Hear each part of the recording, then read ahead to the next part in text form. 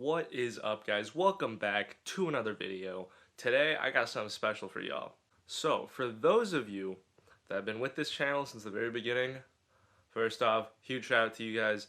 But y'all know that I've been wanting to build a drift car for years now.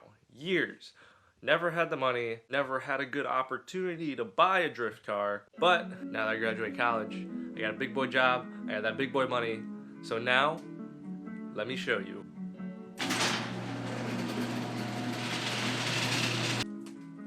I bought an E46.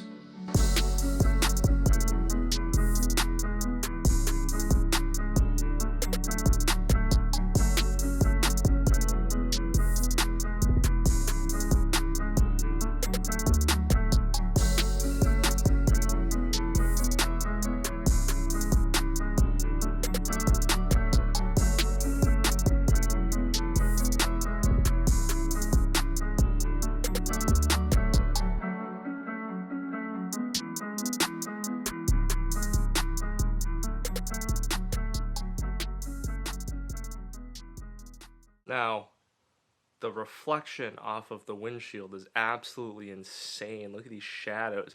Anyways, I found this thing on Facebook Marketplace for $2.5 grand. Talked the guy down to 2.2 because it's got a little bit of issues. But I had to hop on the opportunity because this is an E46 325i in manual. This thing's got like 250,000 something miles, but we're not going to talk about that. As long as the thing drives, that is all I need for now. Because little Miata boy that's parked out there, it's got like 3 oil leaks.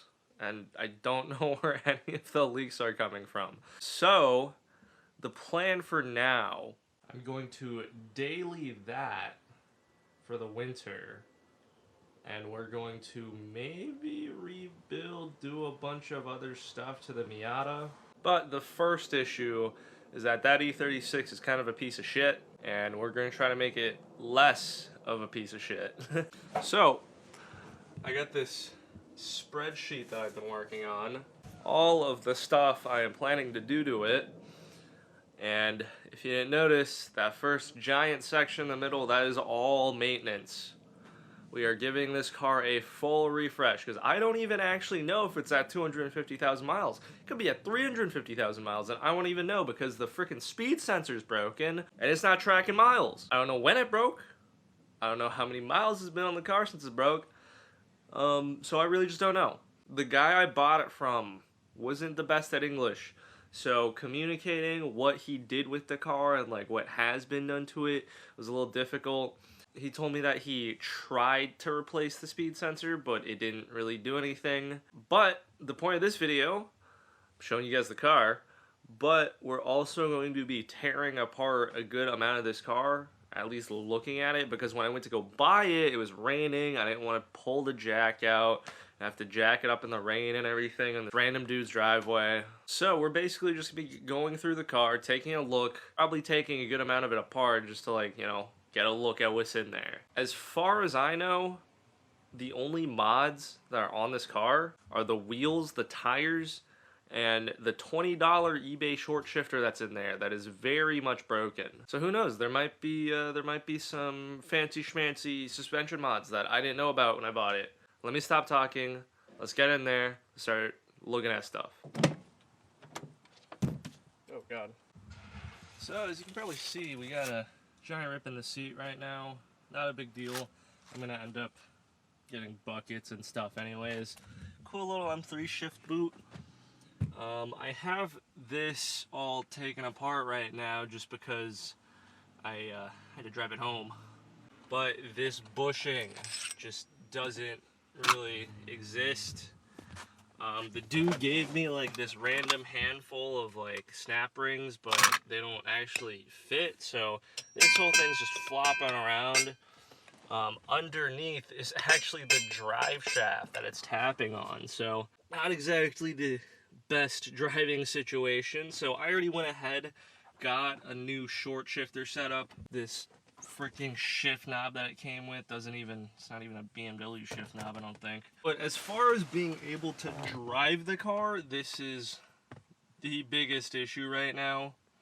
There's also this like clanking noise every time you like accelerate and decelerate. I know it's probably a U-joint, but on E46s it can also be the rear subframe bushings, the rear diff bushings, the rear subframe could be like just not attached, the little attachment place, those things tend to snap off. So it could be a lot of different issues, and I need to look into that before I buy parts. So while we're in the interior right now, he told me that the fuel tank leaks when you fill it up all the way. So the usual culprit for that, you know what, let me just go ahead and show you guys. Let's just go ahead and pull this baby out for now.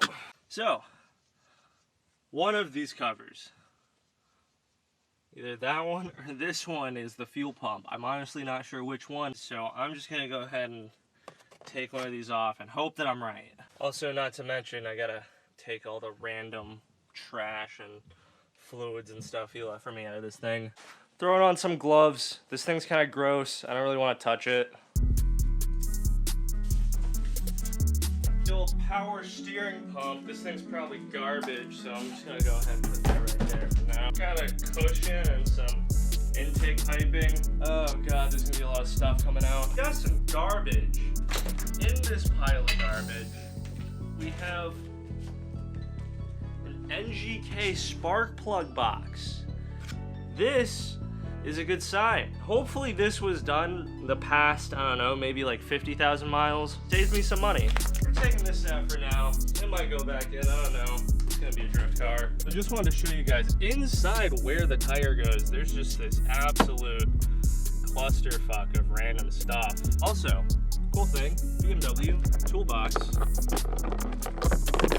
Oh, look at that. Tools that I'm never gonna use. So, I found 2 broken center consoles. And then look at this.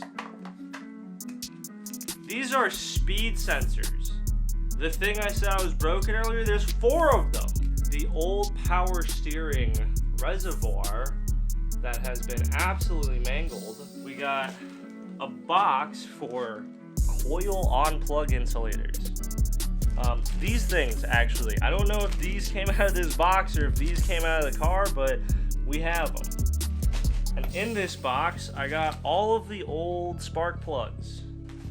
So going along with the 2 center consoles, we also have 2 sets of all the headliner stuff. And this is really sad. This guy's 3/8 ratchet broke off. That sucks.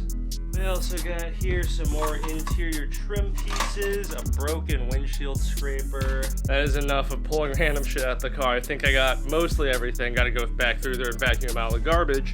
But let me show you guys under the hood.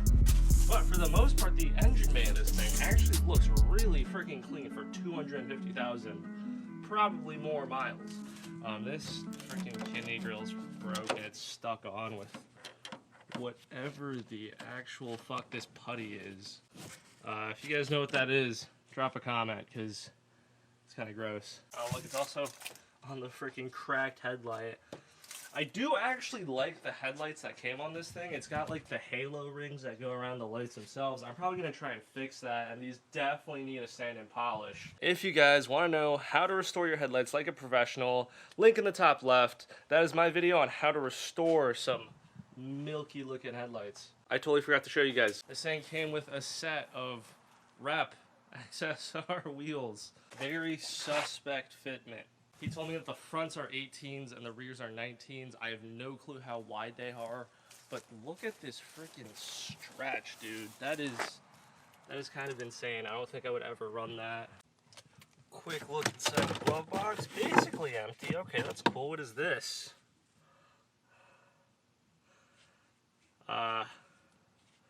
Some kind of sensor thing. I don't know. Pretty clean glove box. I'm surprised. I was expecting a lot more random bullshit. Ooh, hey.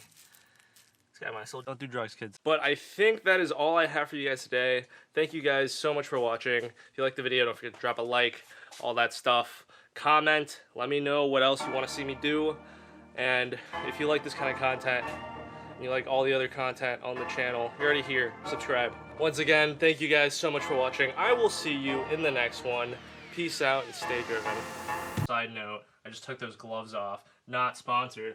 I found these freaking gloves at AutoZone. They're like dummy cheap on sale for some freaking reason, but they are like super durable, and they got like this texture inside that like soaks up your sweat, so my hands came out dry, which is actually like really cool for like just some regular rubber gloves. But these were like pretty cheap because they were on clearance, so I just picked them up, and turns out that they're kind of freaking awesome. Dang it.